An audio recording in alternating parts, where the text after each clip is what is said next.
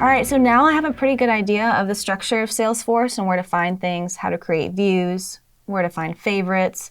But what if, let's say I ran into someone who I know is a customer of ours. I know his name is John, but I don't know really which company he's with or really where to even look. How could I find him? Okay, a couple of things about search in Salesforce.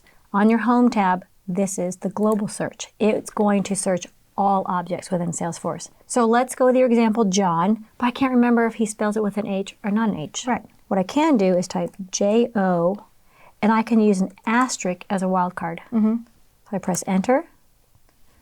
Salesforce is going to give me the top results of the objects I frequently go to. So notice it found 3 contacts and 5 plus opportunities. So you do have to keep an eye out for view more. So I see it catches Josh, so that asterisk also acts as a wild card? Correct. And we can also use that wildcard at the beginning or at the end. In this case, I'll do both. Let's say I had a contact that was Kathy. I didn't know if she spelled it with a C or a K. So I'm going to use a wildcard at the beginning and the end in search. Okay, in our database, I don't have a Catherine, but notice it did catch the ATH here in the email. Something else to keep in mind, when I did the search earlier, it did give me contacts and opportunities. If I wanted to specifically narrow it down to just contacts, I either do this search and in my top results click contacts, or I could have narrowed it down even before I started the search by saying just look at contacts.